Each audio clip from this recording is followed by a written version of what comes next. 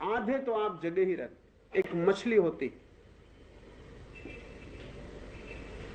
Pacific महासागर में, बड़ी अजीब मछली, मगर आदमी की बिल्कुल प्रतीक है। उस मछली के मस्तिष्क की व्यवस्था बड़ी अनूठी, और किसी दिन अगर वैज्ञानिक इंतजाम कर सके तो आदमी भी वैसी व्यवस्था चाहेगा।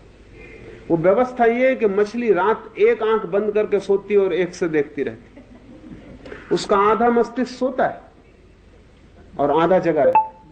ऐसा रात में पाली बदलती है, फिर आधी रात के बाद दूसरी आंख बंद कर लेती है, आधा हिस्सा सो जाता है और बाकी हिस्सा जग जाता है। सुरक्षा के लिए वो तैरती भी रहती है, क्योंकि आधा मस्तिष्क उसका जगा रहता है और कोई हमला नहीं कर सकता, कोई दुश्मन उस पर हमला नहीं कर सकता। बड़ी कुशल मछली, और उसका मस्तिष्क दो हिस्सों में बटा हुआ है।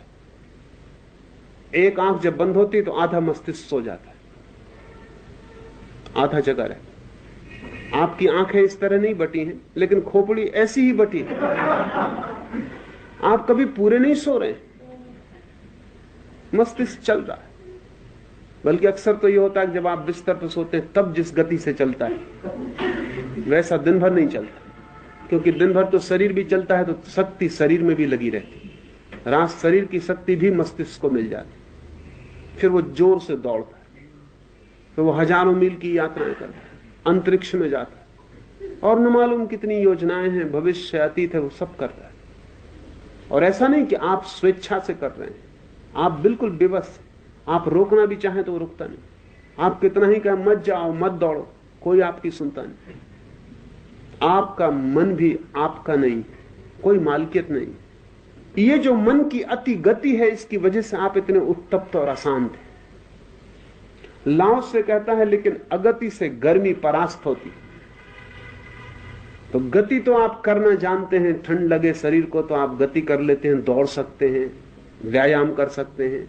कुछ ना करेंगे तो शरीर का अपना नैसर्गिक इंसान है, शरीर कपने लगेगा और कंपन से गति पैदा हो जाएगी और गति से ठंडक परास्त हो जाएगी।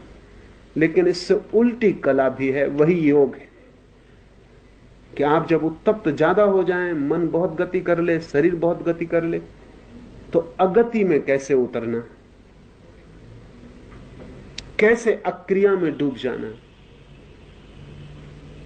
सारे ध्यान की प्रक्रियाएं अगति के द्वारा मस्तिष्क की गर्मी कम करने के उपाय हैं। और जैसे जैसे मस्तिष्क की गर्मी कम होती है और शीतलता बढ़ती, वैसे वैसे शांति बढ़ती। शांति और शीतलता पर्यायवाची भीतर की दुनिया में।